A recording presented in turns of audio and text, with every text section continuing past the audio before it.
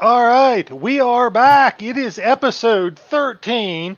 Hopefully, it is a lucky number for us. Episode 13. There was not much luck to be found for playoff drivers at Darlington this weekend. That is for sure. But we will get into that later. I am joined, as always, by my co host, the esteemed Simoleons, aka Aaron Simmons, aka Simoleons. And live from Charlotte, North Carolina, or thereabouts in Charlotte, North Carolina, the awesome, as always, Zach Brandevold. How are you guys doing tonight? What's going on in your world, Zach? Nothing much. Just got back from a busy week today. I was just cranking out on homework. I accepted a job offer, so I'll be working full-time here shortly. And yeah. Thank you. And that's what's going on this week. Without divulging anything confidential, is this job have anything at all to do with NASCAR? No, this does not. But I got an amazing offer at a. It's not even an entry-level position. It's a kind of a upper management position at a full-time salary position. So definitely worth it. Cool. Way to go. Awesome job. All right. Thank Aaron, you. What is going on in East Tennessee this week? Stopped raining finally. So things are beginning to dry up, and things are starting to get a lot cooler here around my neck of the woods. And so I'm very grateful for that. It feels like fall is finally on its way, and I cannot be any more happy. But right now, school is of course in full swing. Getting ready to start my thesis for my master's program. But luckily, this weekend is going to be so much fun because I'm going on vacation finally. Nice. So it feels like it's been forever since I've been on like an actual vacation, and so I'm really looking forward to it. But for right now, I'm looking forward to getting this podcast underway because we have a lot to talk about tonight. All right. Okay, let's back up a minute before we get into this. I got a question for you. I think you've been holding out on us, Simoleons. Is your college East Tennessee State? It is not. It is not. I go to the Purple and Gold Tennessee Tech. For some reason I thought it was East Tennessee State, and I was about to ask you, isn't that where Kenny Chesney went to school? But you are not at East Tennessee State, so I'm not. We're not 5 minutes into the show. I'm wrong already, so I'm off to my normal start. This is like par for the course for me. So, all right. We are going to skip the truck race because with all of our busy schedules, I don't think any of us really had a chance to watch the truck race. So we do apologize for that, but we will make up for it by having sizzling reviews of the Xfinity race, the Cup race, and the F1 race from the weekend. And let's kick it off with Aaron telling us about the Xfinity race. Alrighty, so a major change happened in Darlington over the last few weeks. Apparently there's been some water damage over in Turn 2, which forced Darlington have to repave the entire section of Turn 2 and complete new asphalt. And so really the truck drivers really kind of took it to the test and kind of see how it works and so from there they used what they learned from the Truck Series, applied over to the Xfinity Series, and it's pretty much didn't really change much of anything. It's still basically just a one-group track, just like Darlington usually always is. But however, during the Xfinity race, we saw not just 2 wide, but 3 wide racing at Darlington to get ready for the Xfinity Series playoffs. But it was an exciting race that saw Denny Hamlin looked like to have the best car all day, but got so caught up in some unfortunate racing incidents and especially pit road incidents. Unfortunately, one of them towards the end where he got some equipment over the wall cost him potentially a win. And so, unfortunately, that was very unfortunate for him. But then we saw Daniel Hemrick and Jay Allmendinger look like they have the cars to beat this weekend. Unfortunately, both of them got some tire incidents that I don't really know what happened to both of them. But towards about 5 laps to go, both of them had to go to the rear to fix some damage, which paved the way for Noah Gragson to win at Darlington and get his first win of the season. And a season that looked like he just could not have anything go his way. Something finally went his way, and so the Lady in Black was finally willing to go dance with him and to get his first win of the season, which locks him into the playoff even more, even though he's already locked in on points. And with that, it really kind of shakes up who's going to be the top contender for this season and who's not. And so that was pretty much the Xfinity race, and it was a doozy to watch. It really was. Hey, they all are at Darlington. It is. Did I just remove Aaron from the stream? I meant to remove you from solo layout. I took you off the whole stream, Aaron. I apologize. I thought it was your friend, Tom. What the heck? If here's the thing. This is why I don't have many friends. You are, and that's how I treat you. So imagine how I treat the people I'm not friends with. But hey, how odd did Darlington look with that strip of new pavement there? I mean, it looked weird. It was like, you talk about an old worn out surface and the new pavement. How odd did that look with that big strip of new pavement there? It was just like, wow, that's got to be different to drive on. I mean, it looked like the lady in black just got a wax job on just like one part of her. Yeah. If that makes any sense. It looked weird. It just looked off. I'm not used to it. Yeah, very, very, very strange looking. Maybe we'll adjust to it. Maybe we'll see more parts of it get repaved. But I'm going to tackle the Cup race. And let me tell you, we could spend the next 2 days talking about the Cup race. There was so much going on there, and we're going to hit the Cup race on and off in other segments. But this was a story of survival. This was not a good first race of the playoffs for a lot of playoff drivers. Tons of things happened where people had stuff to overcome. A lot of people had catastrophic nights. Let's go through the playoff drivers that had problems. Let's start with the ones that had catastrophic problems. Michael McDowell, Kyle Busch, William Byron, Chase Elliott. Semi-catastrophic was Alex Bowman, but he salvaged a 26th place finish. Martin Truex had not just a loose wheel, but a loose wheel in addition to a pit road speeding penalty. Kevin Harvick had a loose wheel. Christopher Bell got caught up in the first of Chase Elliott's incidents because Chase Elliott had contact on the track, his car hit a tire carrier from another team before finally just being wrecked out.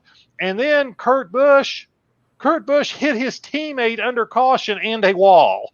Okay, that is 9 out of 16 had bad nights and problems. And we'll talk more about this as it goes on. But at the end, it was who could overcome their mistakes or who could not make mistakes. Denny Hamlin drove a mistake-free race pretty much the entire night. And it was a fantastic finish thanks to Kyle Larson. But Denny Hamlin comes away with his first win of the season, advances to the next round of the playoffs. He's picking the right time to get hot. I'll say that for him. And that was kind of the Cup race. We got again talk about this Cup race all night, but what we do have is a lot of other segments to get through, and we're going to be talking about this Cup race and some of the other segments.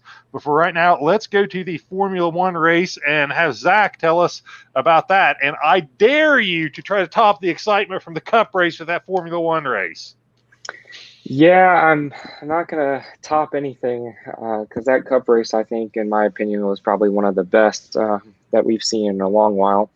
But the Formula One race was at the Netherlands circuit, Zandvoort, which is interesting because it has 2 banked curved sections in their track. They didn't use DRS, which is their drag reduction system. They open a little flap in their rear wing in order to gain a little bit extra power down the straight. But it still was an interesting race. We had a lot of different strategy. We saw teams pretty much spaced out, one after the other. Max Verstappen led most of the race and actually won. Hamilton finished second. Bottas third. Their 2 teammates at Mercedes. Then you had the AlphaTauri of Pierre Gasly finish in fourth, his best this season. And then you had a Ferrari Alpine. It was just a big midfield battle, but most of the battles were spread out throughout the duration of the race, so it made it interesting. Ferrari actually moves up to third in the standings over McLaren after their pretty good performance. Both cars finished inside the top 8. McLaren only had one car finish inside the top 10 in the points. And then Bottas, who finished on the podium, moves ahead of Lando Norris for third, I believe, in the standings. So bunch of things happening, and very, very interesting race. Okay, and I am told that my microphone is not cooperating well, but I will try to work on that as we go through the broadcast.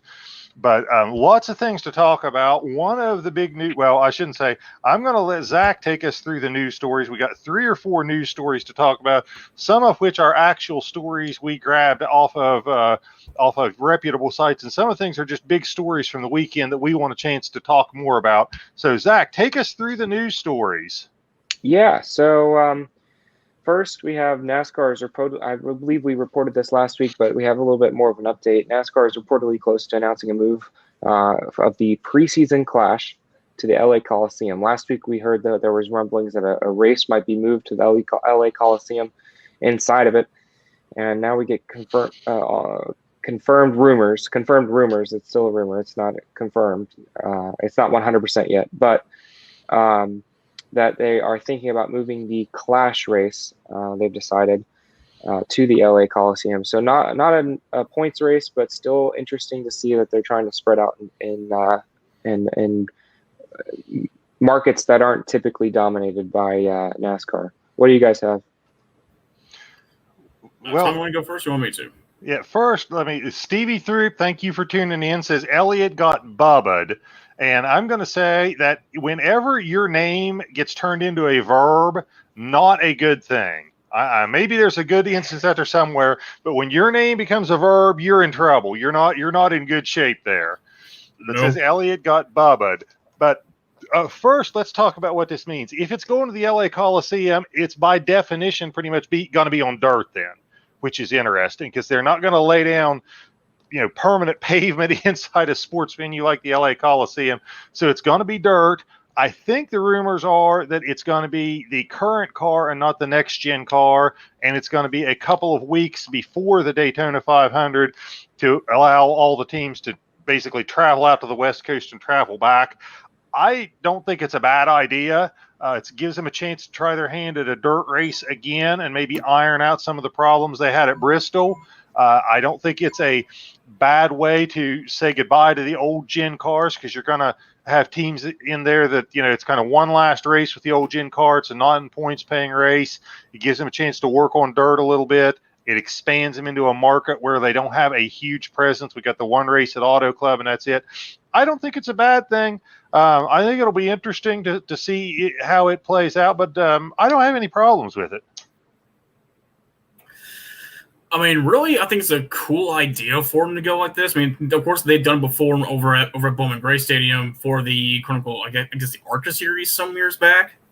But I mean, if they're really looking forward, if they're going to do this again, then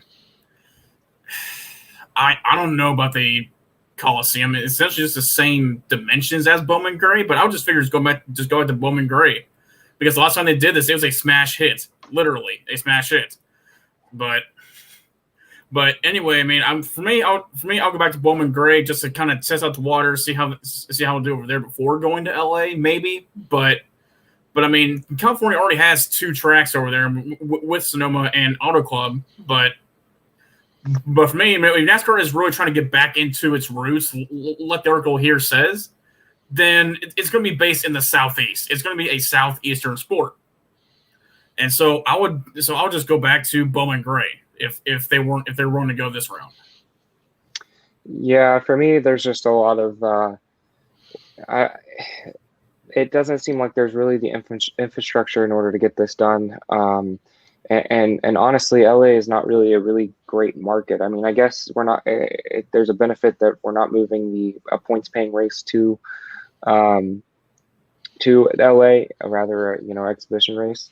I think it'll draw some crowd, but I don't think this is necessarily going to be as big of a draw as it would be normally. So, and obviously we have different tracks that already are established and that you don't have to spend a lot of money on in order to send teams all the way across country to LA and then back right before a couple weeks we head to Daytona. So I don't know. It doesn't really make sense, but it's nice to see that they're trying something.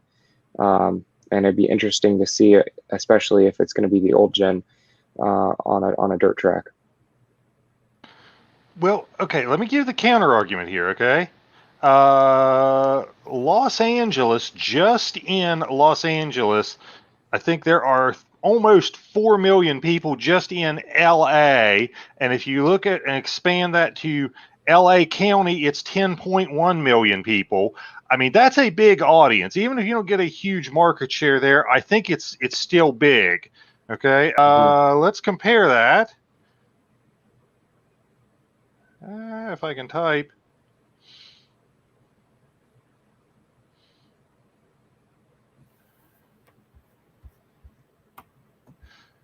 Charlotte which is kind of the epicenter of NASCAR, has 874,000.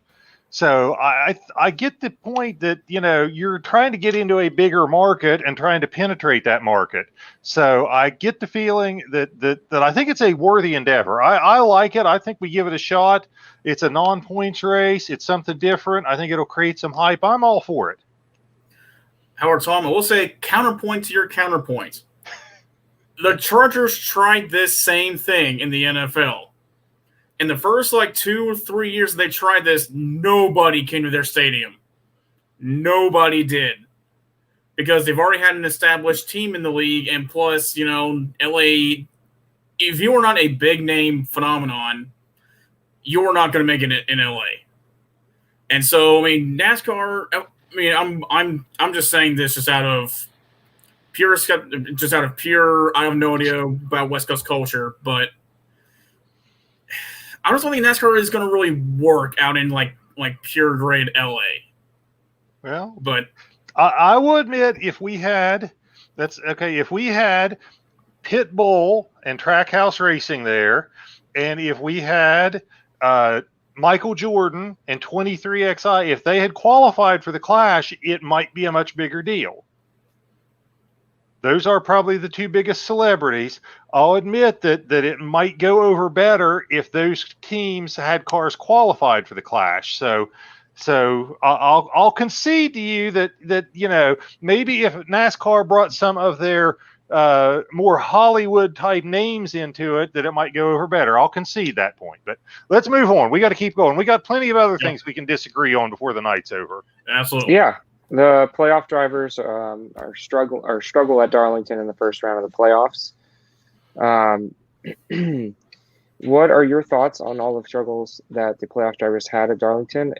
Of the drivers that struggled, who is the best and in the worst shape for the remainder of round one in the playoffs? Simoleon, just go ahead and go with you. All right, I'm going to go ahead and say the best guy in position to kind of get out of that funk is going to be Kyle Busch. We're going to Richmond and we're going to Bristol, two of his powerhouse tracks. And tracks that in the past he's had a lot of success there, and it's Kyle Busch. He's gonna climb out of this. He's gonna get a win. So I'm not too worried about Kyle Busch. The guy I'm worried about, and the guy I hope to kind of see get out of the Round 16 is Michael McDowell. Because right now, from what I've kind of seen, his short track, their Front Row Motorsports short track program is not great, and so I don't think Richmond or Bristol is going to really suit him all that much. Bristol might be better, but Richmond absolutely not. And right now, he is in desperate need of a win, essentially, to get him out of that round of 16. But right now, I just think for all the trolls right there, I think teams are trying too hard, or Darlington is such a tight track to where a lot of guys are going to have problems. We saw that in the Xfinity race. We saw that in the truck race, and so I really think is not really the drivers fault here. I think it's more or less just the beauty of the beast of Darlington. What about you, Tom? I think the guy who came out of it, like I said, Kyle Busch, I think, I don't know if he said it or I heard different people saying it, were saying, well, he's in a must-win position now. And that statement did not age well, because as we saw more and more drivers get in trouble, his position became better and better. I think if you told him he could wreck out in stage one, basically, and come out of there 2 points out of the cut line, he would have said that's pretty good for wrecking out in stage one. So I agree. He's definitely in the best position. Let's be honest. Nobody expected Mcdowell to make it out of the first round anyway. So I realize he's in bad shape, but this is not – we kind of expected him to exit now anyway. The person that I am a little concerned about is Eric Almirola and Tyler Reddick. I didn't feel like with everybody else having such bad nights that they capitalized on that very much. Almirola got 16th, Tyler Reddick got 18th, and that is with, almost 10 playoff drivers having struggles at some point. So I feel like for them to advance, they needed to capitalize big time when other people struggled, and they didn't. So I'm gonna say I'm a little concerned about Almirola and Reddick, even though they're above the cut line right now. What about you, Zach? Yeah, definitely I agree with you guys' points on Kyle Busch. I think he is definitely a lock. He will have a chance at getting back into the round of 12. No problem. Obviously I didn't think that Michael McDowell was going to advance. I thought they were going to show out a little bit better. They clearly been having issues over the past couple of weeks, which absolutely sucks for that team. I'm a fan of Michael McDowell. I like to see the underdog win, but they have been absolutely atrocious over the past couple of weeks. So pretty shockingly, honestly, they had a few good runs, but they've just been, 30th place or worse, I believe, in the past 4 weeks, which is not going to do you right, especially if you want to make it further into the playoffs. As far as who I'm a little bit concerned for, I would say William Byron to a certain extent. We saw how he was right up there with the most consistent finishes, right next to Denny Hamlin and Kyle Larson all season. And now, after one race, we already see him out, and at least I want to say at least 5 points out of the playoffs, which it doesn't seem like a lot, but when you take in consideration the fact that some of the tracks coming up are not necessarily good for him to a certain extent.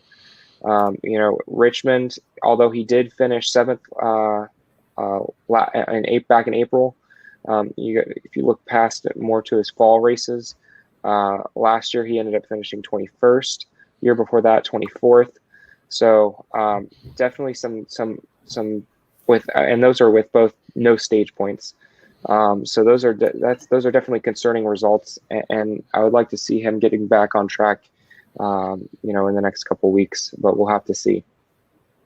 All right, Zach. This is your big chance. Give a shout out to your barber, your stylist. Yeah. You're getting compliments on this haircut. Yeah, I put it in the comments. I don't think it changed anything. I did go on vacation this weekend, so maybe it blonded up a little bit for you. I used to have bleach blonde hair, but yeah. Okay. All right. What do you got next for us on the news story, Zach? Yeah, Kyle Busch was fined for his actions at Darlington. I don't know if you guys saw that, but he almost ran into some cones and almost ran into some people trying to frustratingly drive back into the pits.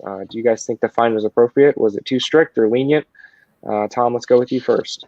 Kyle Busch, I'm looking it up here on the internet. His net worth is about $50 million. So a $50,000 fine doesn't do much to him.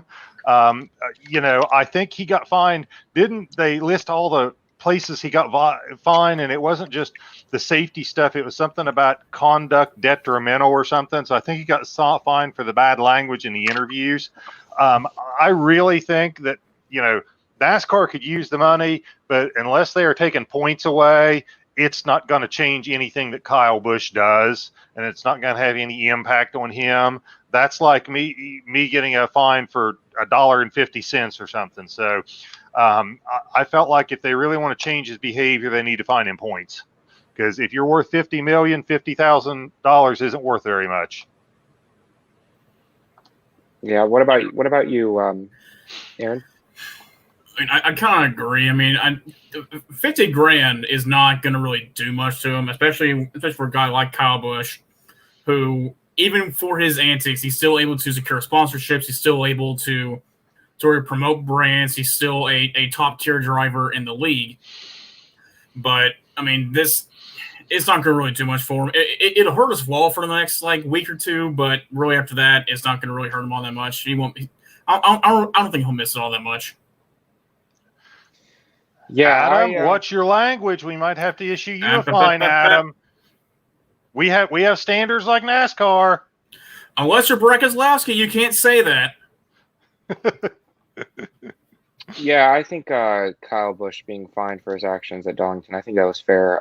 Definitely put some people in danger there, all with all that damage, and then it seemed like he didn't really care that much. I figured they would do a little bit more than that, but they didn't. So I think he was a little bit deserving of more than $50,000. I think maybe a points penalty or probation should have been issued.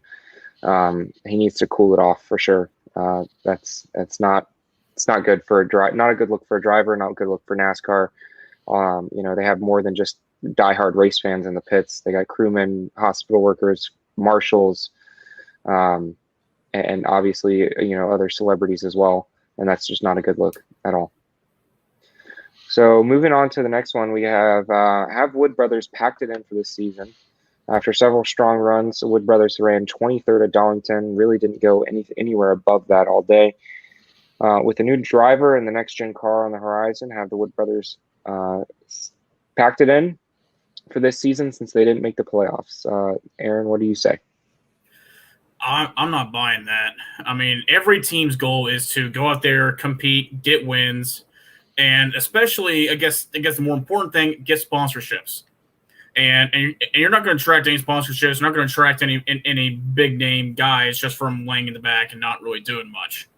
I mean, even though you're not really racing for anything besides just pride at this point, I mean, it's still pride for the team. It's still, a win is still important. A good race is still important for a race team, even though you're not really racing for anything. So I would not say they're not trying to pack it in. I think it was just a bad race for them. I think in Richmond and Bristol and in the weeks to follow, they're going to be better. But I just think Darlington was just a bad race for him. What about you, Tom? Aaron, you and I are just going to argue all night. I think that with a new driver coming and with a new car coming, I am thinking they are focused on next year. They are building cars for next year. I bet for the entire playoff run, they don't build any more new cars for this generation.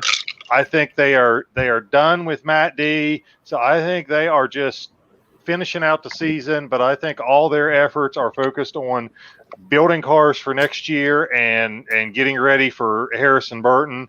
We'll see what their finishes look like, but I just think that when they realized they weren't in the playoffs, their focus shifted. Now you can define what packing it in means, but if you're not going to build any new cars for a 10 race span and you're going to go from running top 10 to running mid 20s, I think you've clearly made a statement that you're just not focused on this year anymore. But we'll see how they do in the next few weeks. You can't make a complete judgment off one race, but that's where I am leaning. Yeah, this is your baby. What do you think? Yeah, I hope not. I hope you're wrong, Tom. No offense, but because I do want to see Matt get a win. How unlikely that would be, but I will say that they have actually had a really terrible program at Darlington over the past couple seasons, and really have not done well. Other than during COVID, when they, I believe, probably got all their information from Penske, they actually did decent top 10, but. For whatever reason this season, earlier in the season, they also ran around the back at Darlington. I think this just has to be a terrible racetrack for them. There's still points, or there's still money to be given for where you finish in the standings, and I think it's very likely that he moves past up into the top 16 if you continue on, and that's when the money's given. Obviously, I think they want to get as much money as possible once the regular season or once the playoffs close out. So I don't think they're necessarily going to stop. But obviously we'll see what happens with both Richmond and Bristol coming up. And we want to thank Adam for promptly paying his fine here. Greatly appreciated. And Adam, you are definitely in the running for Radio Sweetheart. And that's all I got for news today. All right, so it is time for us to go to who's hot and who is not. So I'll tell you what, Zach, let's stick with you. Tell us who you've got for who's hot and who's not. So I think who's hot. I think it's the 750 low downforce package that they ran at Darlington. I believe Jeff Gluck, who puts out a poll every single race, they got into the 90 somethings, and it was the 16th or higher best race overall since he began back in 2017, 2016, 2015. So obviously it was a really good race. I think everyone enjoyed it. We didn't see, people getting stalled out. We didn't see, leaders being able to maintain their lead. We saw passing. The best car all night won or finished second. I think it was between Hamlin and the Toyotas as far as strategy goes. We saw some strategy play. So I think the 750 horsepower low downforce package really works. I think all the fans enjoy it, and I think that they move to that to a bunch of different races for sure. As far as who's not, I'm going to say Michael McDowell. Like I mentioned earlier, I think his finishes over the past couple weeks have been 30th and below, and then obviously he really hasn't had a top 15 I think since before Road America, which has been a couple of races. So definitely not good. He's a playoff driver. We want him to compete. I think everyone likes a little underdog story, but clearly just not getting it done. And I hope things turn around for him. Zach, I got to say, I completely agree with you on the 750 horsepower low downforce package. I loved it. It challenged the drivers. It challenged the crew chiefs.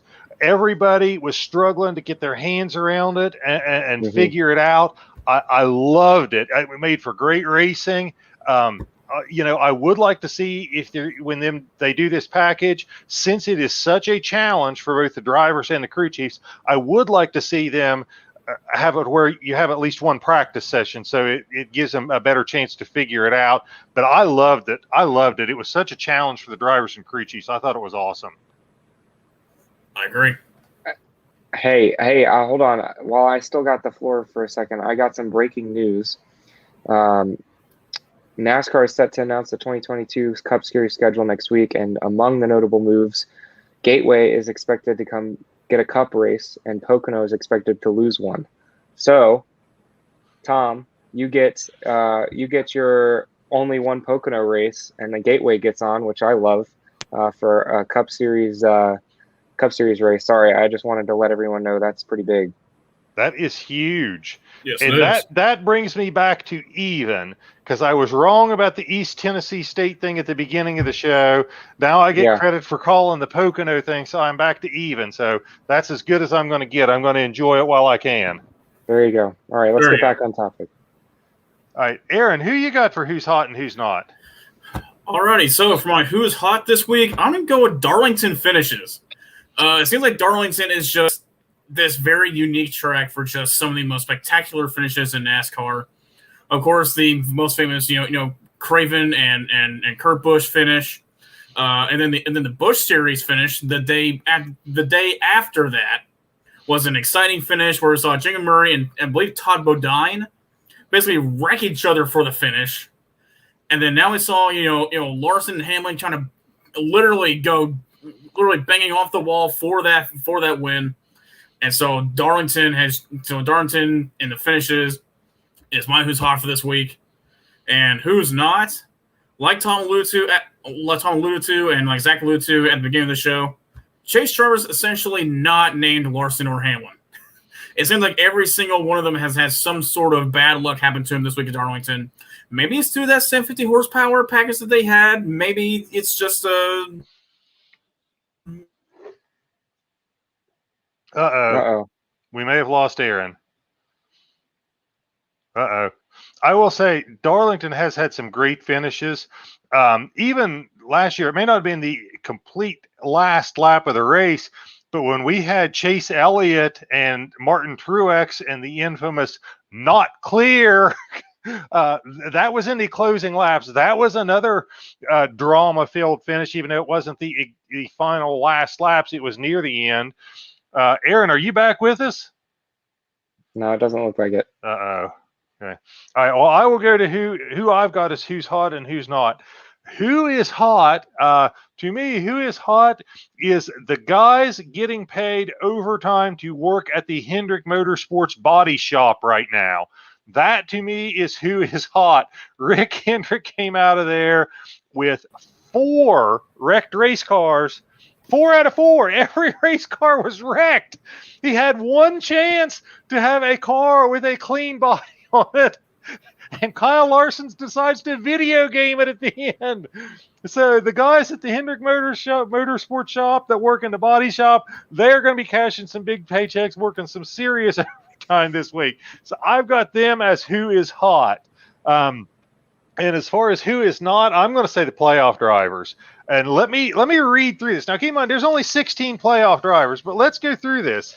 Okay, guys that, if I can find my notes here, guys that wrecked out, McDowell, Busch, Bowman, no, not Bowman, McDowell, Busch, Byron, Elliott. Bowman got into an incident and finished 26th off the lead lap.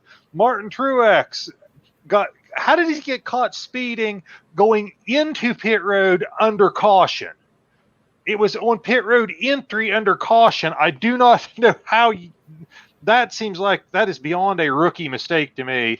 Kevin Harvick with a loose wheel. Christopher Bell got caught up in the Chase Elliott incident. Kurt Busch, how do you hit your teammate under caution and the wall? Was it a full moon? I mean, playoff drivers, it was a bad night for most of them. So I'm going with playoff drivers for my who is not. Let me give the floor back to Aaron because I don't think he got to finish what he was going to tell us. I mean, Tom, you're essentially either you stole mine or I stole yours because that's going to be my who's not for this week. It's just playoff drivers not named Hamlin or Larson. Of course, all of them had some sort of bad luck go their way, and I'm not sure if I said this or not, but I'm not sure if it was a 750 horsepower package that they had, or if it was a full moon, or someone cast a curse on the playoff drivers for this week. But yeah, it seemed like all of them just had something bad go their way, all except for Hamlin and Larson, of course. And so that's gonna be my who's not for this week. Adam, you are working your way into my heart, buddy. You are number one fan now, Adam. Thank you. Yeah, attaboy, Adam. I mean, dude, we all know Tom is the hottest guy here. We all know that. Adam also likes the big horsepower package at Darlington. Okay. Yeah. Oh, yeah. All right, Aaron, it is green flag, red flag time. And take us through that one. And this is where we get a chance to actually include a video as part of this. A special treat for you guys tonight. Alrighty. So here's the green flag, red flag question number 1. Actually, Tom, do you want to go ahead and do the video first? All right, here is our video. And let me see if I can get this to run here. This is... Let's take you back a little bit. Hunt takes it way to the outside, all the way up, nearly gets this a piece is Kansas, of the wall. Gets a great 2008. He's on his back bumper. Here's Edwards, bonsai move to the bottom of the racetrack, slides under Johnson. He'll grab the lead. He's in the wall. Edwards slams the wall, and Johnson cuts back to the bottom. Jimmy Johnson comes back to the bottom as Carl drives it in too hard. He hits the wall. Jimmy Johnson is going to win today, taking the Camping World RV 400.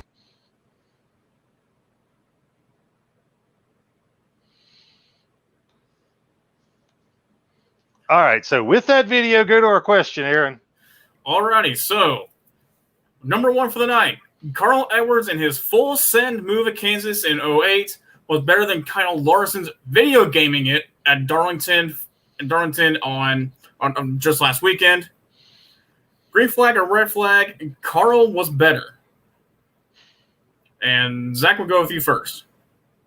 I'm going to say green flag. Carl, I mean, I'm not trying to be biased or anything because I am a Carl fan, but he went down to the bottom and tried to do a slide job that absolutely miserably failed, but that we see in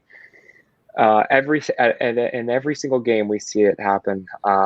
Every single race, somebody tries it. So I think it's a little bit more realistic but I thought they were both great, and yeah, I'm gonna have to go with Carl on this one. I'm going to agree. I'm going to say green flag, and I'm going to say Carl Edwards did it better.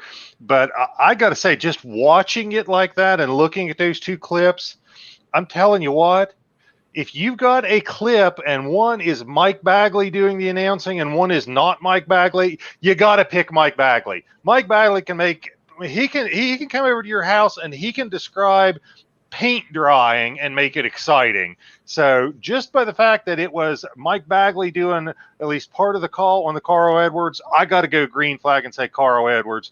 But with Kyle Larson, the thing that I learned is I'd never heard this term before, but I heard Truex say it in the interview. This is what we need to use when we talk about the wall. You play the video game and you get caught in the wall. He calls it the wall glue. I'd never heard that term before. So I got to give props to Truex for introducing me to that term. So I'm going to use that, the wall glue. There you go. Yeah, absolutely. Especially on Heat 5 at Kansas. You hit that wall, it sticks to you. So I will fully agree with that. But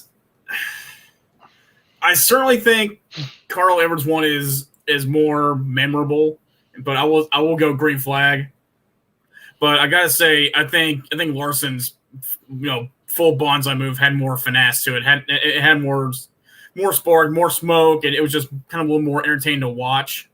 But hey, at least when he did his bonsai move, he had the lead for a second before the momentum got him in the wall. So I'll give the nod to Carl, and so he will get that. So he will get it for this week. All right, gentlemen. Okay, so wait a minute. Let me interject a green flag, red flag question here. Okay. This one comes from Adam Lauer. He is playing NASCAR Heat, and he has momentum in career mode, but the Roval is coming up, and he wants to have momentum for Dover, but he hates the Roval. Does he skip it? I'm saying no, you can't sim that race, because if you sim, you never get a top 5. Yeah. Correct. Yeah, correct.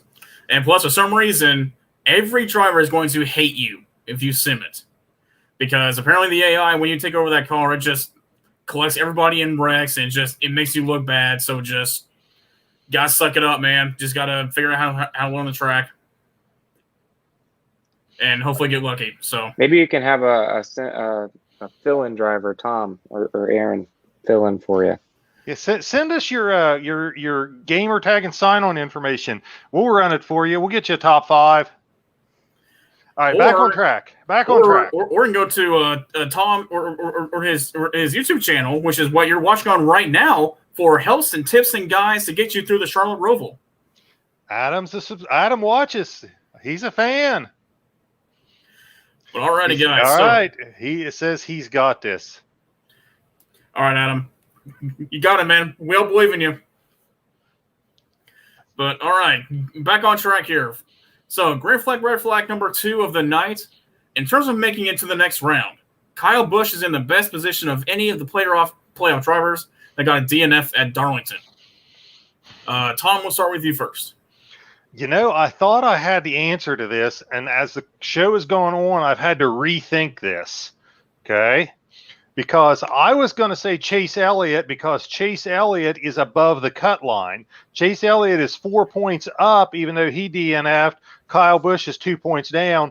But as you guys have pointed out, with Richmond coming up And with Bristol coming up, two places where Kyle Busch is a powerhouse, I am thinking the fact that these tracks play right into his hand is worth more than the 6-point differential between those two right now. So I am going to say, green flag Kyle Busch, but here, let me just show everybody so they can see it.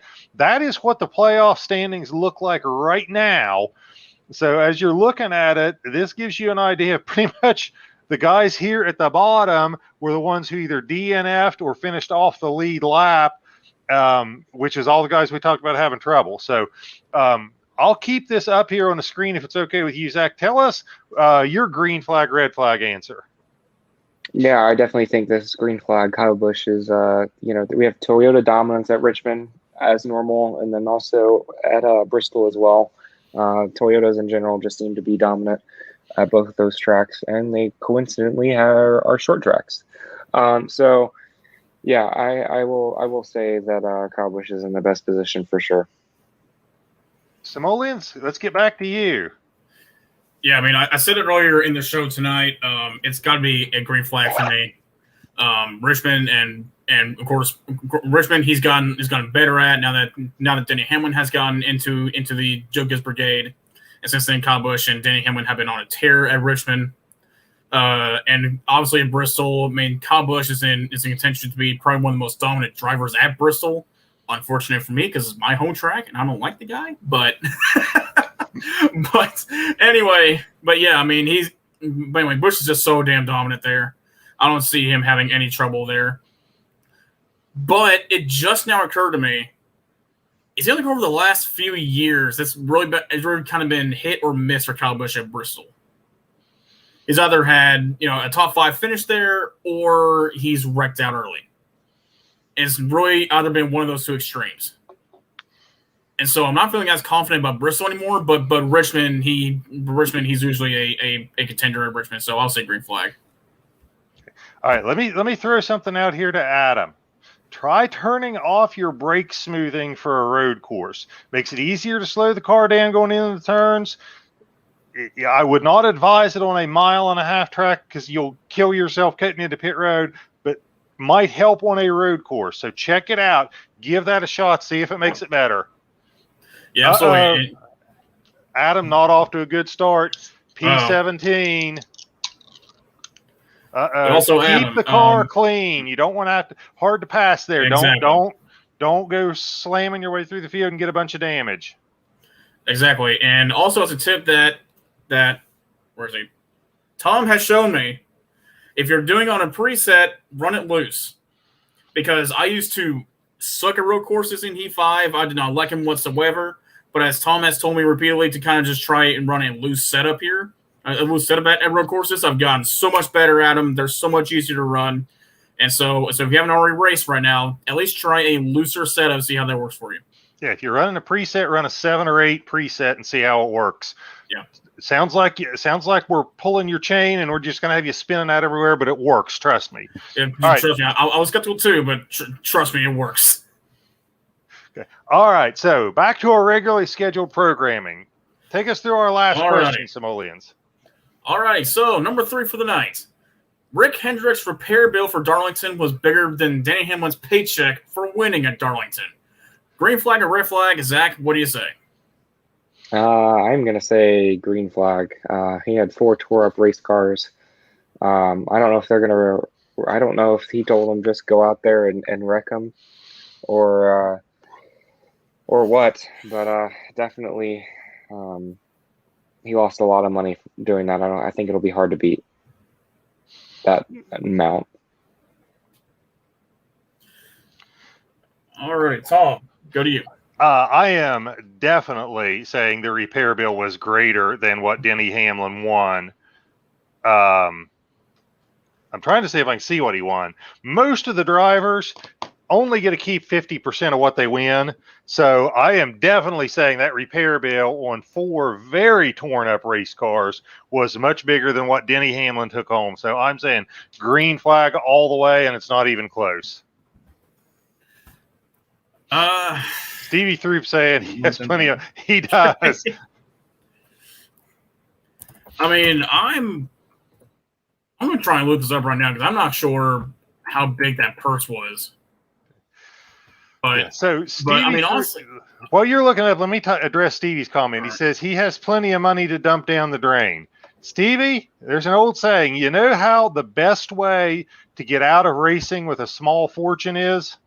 To start with a large fortune. That's how you end your racing career with a small fortune, is to start with a large one. So it's a good thing Rick Hendrick has a lot of money. yeah, absolutely. If he can sponsor his own car, he can definitely, fix a few torn race cars. Unfortunately I couldn't find it, but probably green flag. But I mean, hey, it's better to try and fix up a few beaten banged up race cars, because if I remember right, they weren't completely shot. They could be fixed. It's not like a Michael McDowell hit that we saw where the front end was just completely torn off. So I think they could be fixed and reused, but hey, at least it's not completely money down the drain. And hey, at least Larson tore his car up going for a win. So if I were Kendrick, I kind of feel his tour race car would be a little bit less expensive towards that, other than the other three. Yeah, at least he got second place money to help pay for that race car. Exactly. And so, gentlemen, for our last green flag, red flag of the night, could we see a full Darlington repave in addition to the turn 2 repave? Because as someone alluded to earlier in the show, it just looks weird having just one turn repaved. And so my question to you guys, could we see a full Darlington repave in the future? And Tom, we'll start with you. I'm going to say yes. I'm going to say that if you got water on one part of the track and you got damage, it's probably pretty likely that it's not going to be too many rainstorms before you have water on another part and have to repave it. So I'm going to say it's pretty likely that, yeah, I'm going to go green flag with that. And update on Adam, he says he just got spun and had to restart. So we'll keep at it. Keep posted on Adam here. All right, Zach, we'll go to you. Full Darlington repave for the near future. Eventually, they're going to need to do it. It's just a matter of when. I'm sure they're trying to put it off as much as possible. But yeah, I think it's very likely that that'll happen. I'm going to say green flag. All right, then I'll also go green flag. It seems like turns, especially like turns 1 and 3 and 4, especially the turns that weren't repaved, they're starting to get a little bumpy. They're starting to get a little worn out. And so I think they're not nearly as bad as what Atlanta was, but give it a few more years, get a few more rainstorms and kind of like summer and winter cycles going through there. It's going to get pretty bad here pretty soon. So I'll also say green flag. Okay. And so we will go to next week's race. What do you guys think? So we are going to Richmond next week. Okay, this could be very interesting if we go back, and I'm not sure, but if we're going back with basically the same package we had last year, wasn't this the race that Brad Keselowski dominated, the fall Richmond race? So I'm thinking we might see a Penske car get into victory lane here because, this is one where they dominated last year. Now, the spring race was all about Kyle Larson until the end, and then Alex Bowman grabbed it from him on the final pit stop. But right now, I don't think you can can out Penske going into this weekend. So that's my preview of next week's race. What are you guys expecting? Zach, we'll go to you. Okay. Well, one thing I will say is Kurt Busch has gotten stage points and has finished decently well in every single Richmond race since 2018, and including his run with Chip Ganassi Racing. This past Richmond race, which was earlier this season, it was a little bit different. He didn't get any stage points, and I think he finished down in 17th position. I can't really remember if that was because of a incident or whatever. But look for him to do well at Richmond this upcoming race. He'll get stage points. He'll continue. Right now, I think he's the 4th ranked playoff driver So, continuing, maybe this is his year to send Chip Ganassi off with a championship.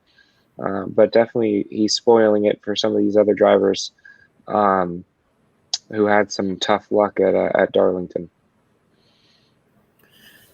I think Richmond is going to be a redemption race for Denny Hamlin, because the last time we were at Richmond, it was essentially Hamlin's race to lose up until some pit strategy cost him the win. But if I remember correctly, during that race, it was Hamlin's race to lose. And so I think with this win in Darlington and some momentum going forward into next week, I think it's going to be Hamlin's Richmond redemption tour. And so I'll definitely look for Denny Hamlin next week. Okay. All right. I know we are only one race into a 10-race playoff season, okay? But I am going to give a shout-out to the old guys in the playoffs. Your top 4 right now are 40-year-old Denny Hamlin, Kyle Larson, who is a young guy, 41-year-old Martin Truex Jr., and 43-year-old Kurt Busch. So 3 of your top 4 are over 40. So go get them, old guys. I'm with you, even though I'm older than all of them.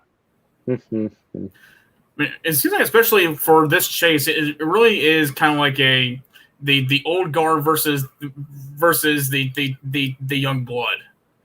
Because like we said, we had Kyle Larson, who's a young guy. We got Ryan Blaney. We got Chase Elliott, Christopher Bell, Tyler Reddick, William Byron, Alex Bowman. All the young guns, the future stars of the sport, competing against kind of the top dogs and the guys who made a name for themselves early, like Hamlin, Truex, Kurt Busch, Kevin Harvick, Breck Hay.